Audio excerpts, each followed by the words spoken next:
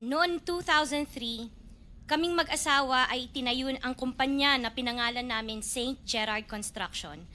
Ipinarehistro namin ito sa DTI, nakakuha ng contractor's license at nagsimula na lumahok sa mga pribadong construction projects.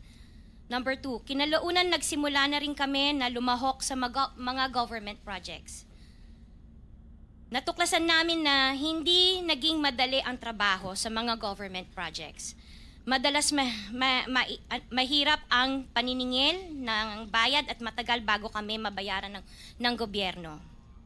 Number 4, hanggang dumating ang pagkakataon, lumapit sa amin ang isang kaibigan na si Voltaire Claveria at inalok kaming magkaroon ng proyekto sa national level gamit ang aming lisensya.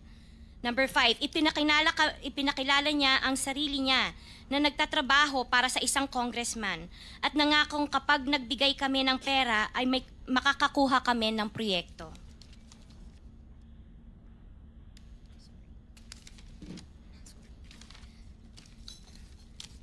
Number 6, dahil wala kaming alam sa kalakaran sa pambansang proyekto sa gobyerno, nagtiwala kami at ibinigay ang lahat ng ipon naming mag-asawa. Sa kasamaang palad, niloko lang niya kami. Naglaho siya, dala ang pera namin mag-asawa.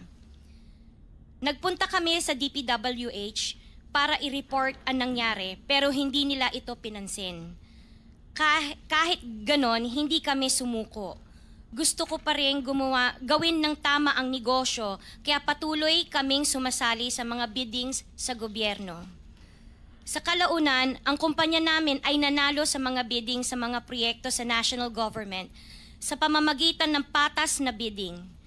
Ibinuhos namin ang lahat ng aming pagsisikap para maipakita ang kakayahan ng aming kumpanya na mayroong maayos na paggagawa, dekalidad na resulta at natatapos sa tamang oras. Nagkaroon ng konting tagumpay ang St. Gerard Construction, kaya minabuti namin mag-asawa na mag-expand at bumuo ng ibang kumpanya tulad ng Alpha and Omega General Contractor and Development Corporation. Ngunit na nagsimula ang makilala ang St. Gerard Construction, dumating naman ang panibagong pagsubok.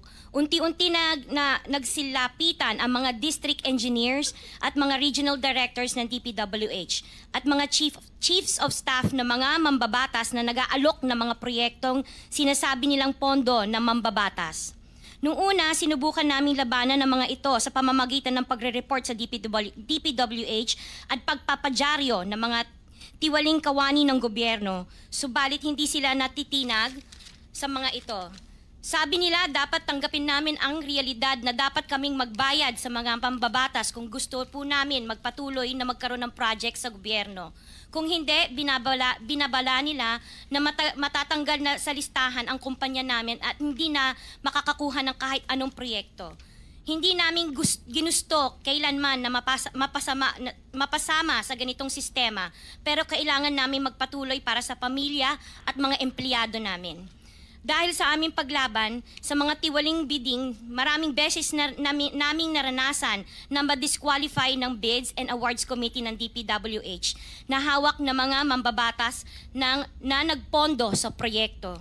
Dahil naiipit na ang aming negosyo, lumulubog na kami sa lumalaking utang ng kumpanya at peligro sa buhay ng aming pamilya. Napilitan kaming makisama sa kalakaran kahit labag sa aming kalooban. Paulit-ulit kaming ginamit ng mga nasa pwesto sa sistemang ito. Wala kaming magawa dahil kung hindi kami makikisama, gagawa nila ng problema ang project na na-award sa amin sa pamamagitan ng mutual termination o pagkakaroon ng right-of-way problem na parehong nagdudulot ng hindi matuloy ang implementasyon ng mga proyekto. Matapos naming manalo sa mga bidding, may mga opisyal mula sa DPWH ang lumalapit sa amin para humingi at kumuha ng bahagi niya sa halaga ng proyekto. Ang hinihingi nilang porsyento ay hindi bababa sa 10% at umaabot pa sa 25% na naging kondisyon upang hindi maipit ang implementasyon ng kontrata. Ito ay binibigay namin sa kanila ng cash. Ang bawat transaksyon ay may karampatang voucher at ledger na nagsasaad ng mga araw at kung kailan nila ito natanggap. Ilan sa kanila ay sina Terence Calatrava, former Undersecretary of Office of the Presidential Assistant of the Visayas of the Philippines, Kong Roman Romulo of Pasig City, Kong Jojo Ang of Uswag Ilonggo Party List, Congressman Patrick Michael Vargas of Quezon City, Kong Juan Carlos Arjo Aytaide of Quezon City, Nicanor Nicky Briones of AGA Party List, Congressman Marcelino Marcy Teodoro of Marikina, Congressman Florida Robes of San Jose del Monte, Bulacan, Congressman Leandro Jesus Madroño of Romblon, Congressman Benjamin Benji Agarao Jr., Congressman Florencio Gabriel Bem Noel of Anwaray Party List, Kong Leo de Ode Tariela of Occidental Mindoro, Congressman Reynan Arrogancia of Quezon Province, Kong Marvin Rillo of Quezon City, Kong Teodoro Haresco of Aklan, Kong Antonieta Yudela of Zamboanga, Sibugay, Kong Dean Asisio of Caloocan, Kong Marivic Pilar of Quezon City. 21. Mayroon ding mga kinatawa ng ilang politiko na nakikipagtakbo sa amin upang manghingi ng porsyento kapalit ng mga porsyento ng mga proyekto. Ang mga porsyentong ito ay 25% ay ipinipilit sa amin bilang karaniwang kalakaran na wala akong kakainang tanggihan. Ilan sa kanila ay sina Regional Director Eduardo Virgilio of DPWS Region 5, Director Ramon Ariola III of Unified Management UPMO, District Engineer Henry Alcantara, DPWS Bulacan First, Undersecretary Robert Bernardo, District Engineer Aristotle Ramos of DPWS Metro First, Pasig City, District Engineer Manny Bulusan of DPWS North, Manila Deo, District Engineer Edgardo C. Pingol of DPWS Bulacan Subdeo, District Engineer Michael Rosaria of DPWS Quezon Second Deo. Karamihan sa mga kawani ng DPWS na nabanggit sa itaas ay paulit-ulit na binabanggit ang delivery ng pera ay para sa kaisaldi na dapat at least 25%.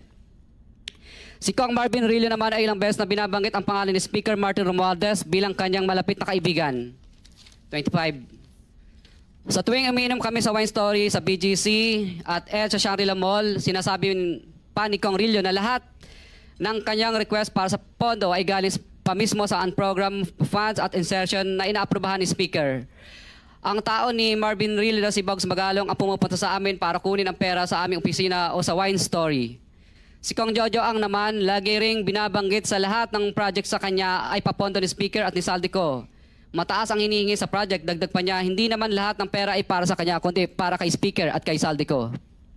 Sa lungsod ng Pasig naman, lumapit sa akin ang DPWS Project Engineer na si Angelita Garucha para kolektahin ang parte ni Kong Roman Romulo sa flood control projects noong 2022.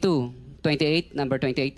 Pagdating ng 2025, si District Engineer Aristotle Ramos ang sumunod na nagpakilala na bagman ni Kong Roman Romulo kung saan 30% ang kanyang hiningi ay para kay Kong Roman Romulo. Sinabihan ko kay D.E. Ramos na masyado namang mataas, ngunit sinabi niya na walang magagawa dito dahil pondo ito galing sa unprogrammed funds at insertion galing sa taas. Sa ilang pagkakataon, ang mga politiko na personal na inabutan ng halaga ayon sa hinihingi nilang porsyento mula sa proyekto. Ang pagbabayad na ito ay hindi naman kagustuhan kundi isang hakbang na ginawa namin dahil sa matinding panggigipit. Ilan sa kanila ay sina Kong Antonieta Yudela kasama ang kanyang asawa, Kong Marvin Rillo of Quezon City, Kong Nicky Briones of AGA Party List, Arturo N. Atayde, ama ni Kong Arjo Atayde, Kong Florencio Gabriel Bem Noel of Anwaray Party List, Kong Leandro Jesus Madroño of Romblon, Kong Benjamin Benji Agarao Jr. Bagamat naging matinding pagsubok ang kabawasan ng pondo na nakalaan sa proyekto, pilit at matapat naming sinusunod ang bawat espesifikasyon na nakasaad sa Program of Works na nakasaad sa proyekto ng DPWH. Nakakasiguro kami na nagawa namin ng maayos at matapat ang bahagi o phase ng proyekto na na-award sa amin.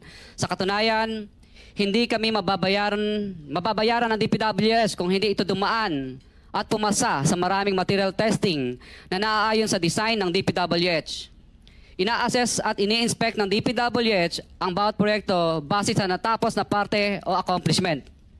Napilitan kami na i-absorb ang kabawasan na ito na nagdudulot ng maliit na kita o pagkalugi sa ilang projects.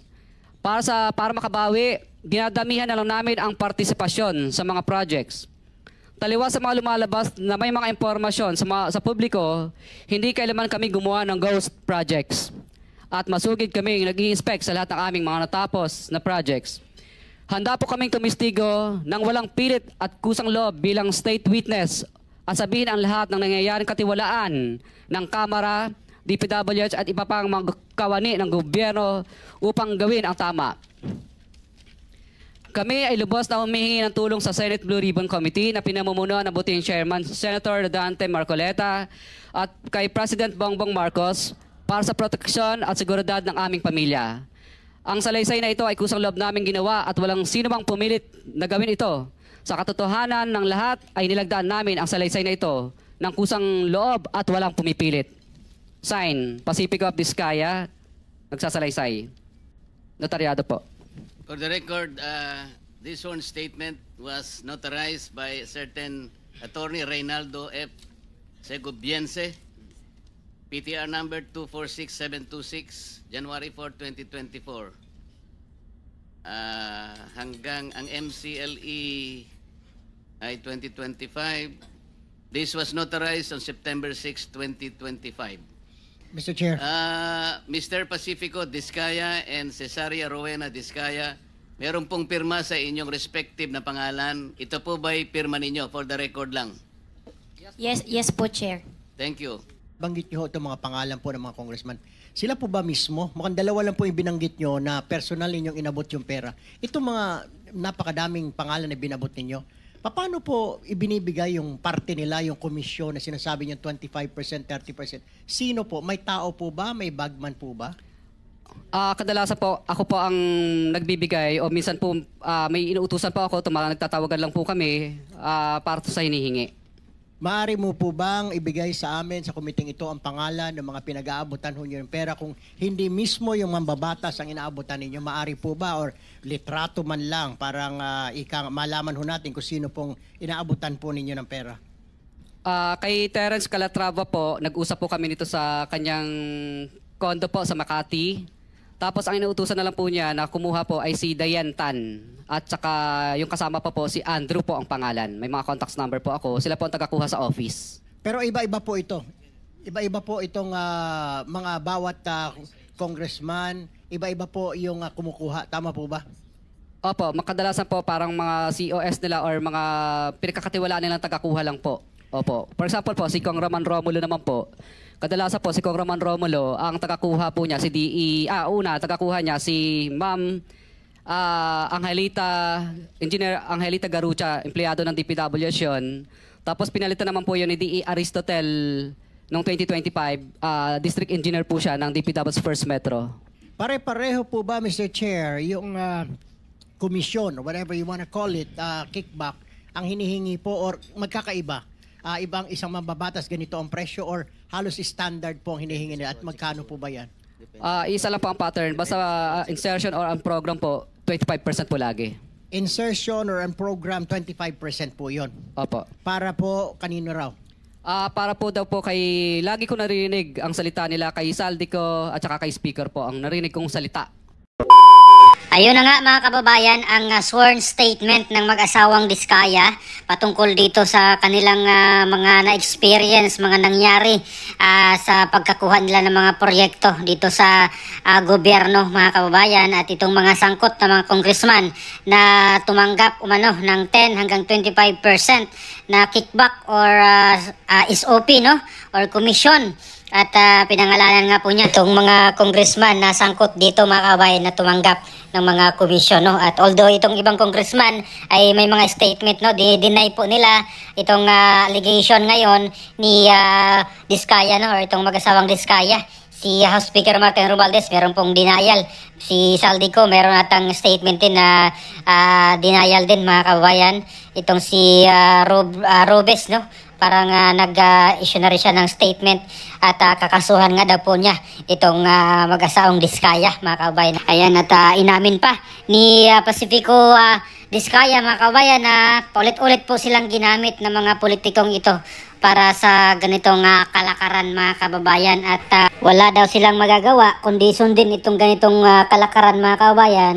Kung hindi ay wala po silang proyektong matatanggap mga kababayan, o kaya mas gipitin pa itong kanilang proyekto na makukuha, no? Ang dami daw mga challenges pa mga kababayan, may mga right of way problem, etc. etc.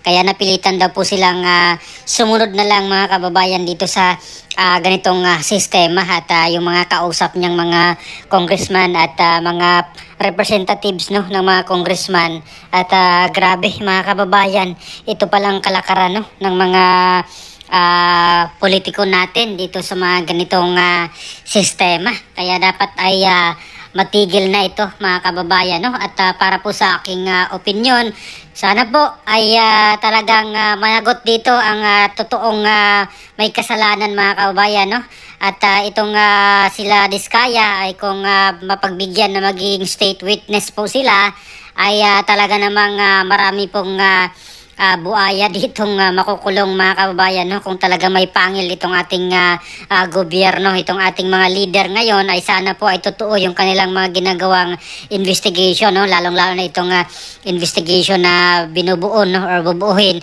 ng Malacanang na Independent Commission mga kababayan. Sana po ay seryoso po sila. Sabi nila wala silang sisinuhin kahit sino ditong mga sangkot ng mga politiko, lalong-lalo na involved dito or nabanggit dito ang pangalan ni House Speaker Martin Romualdez at ni Saldico mga kababayan na talaga namang malaking posisyon nila doon sa House of Representatives noong 19th Congress at hanggang ngayon itong si House Speaker, siya yung pinakapinuno no ng House of Representatives mga kabayan at yet sangkot siya o pinangalanan po siya nila Diskaya no na tumanggap ng hanggang 25% mga kababayan or 25% na kickback.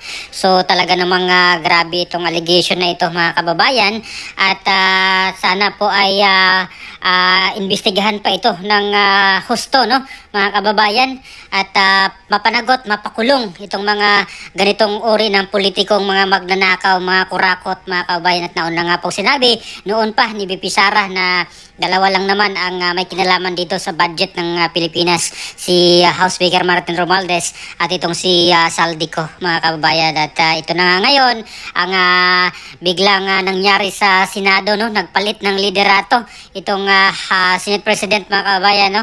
Pinalitan po ni Tito Soto itong si Chis Escudero mga kababayan at may mga ugong-ugong na magiging Blue Ribbon Chairman no itong si Risa Hontiveros na papalitan niya itong si Senator Marcolita mga kababayan. So kung nagkakataon baka mamaya ay hindi na po maulit pa itong hearing mga kabayan or kaya kung mag-hearing man sila ay hindi na ganitong baka maiba yung kwento mga kababayan, lalo na itong mga pasabog na ikinanta no nila Diskaya, itong mga congressman at sila speaker mga kababayan, baka maiba ang kwento. Sana lang ay mali po ako dito mga kababayan at talagang panagutin po talaga nila itong mga totoong magnanakaw kasi itong mga kontratista at itong mga opisyalis ng DPWH ay naniwala ako na hindi po sila talaga yung mastermind dito mga kababayan. Kumbaga kinasangkapan lang sila dito mga kababayan ng mga politikong sila naman yung may bit-bit ng budget no itong mga proponent na ito mga kababayan, ito yung mga congressman. So far mga congressman pa lang yung binanggit ni Diskaya no, itong mag-asawang Diskaya, wala pang senador na involved dito mga kababayan. So abangan natin baka may mga senador pang involved dito or pangalanan mga kababayan. Tingnan natin sa mga susunod na hearing. Sana ituloy po dito sa Senate Blue Ribbon Committee kahit po nagbago na or nagpalit na po ng liderato itong Senado mga kababayan. So ano pong opinion dito mga kababayan sa mga statement to, sa sworn statement, joint affidavit or joint sworn statement na mag-asawang Diskaya, itong mga kongresistang pinangalanan nila kasama na si House Speaker Martin Romualdez at si Saldico. Please comment down below. Maraming salamat. God bless po sa ating lahat.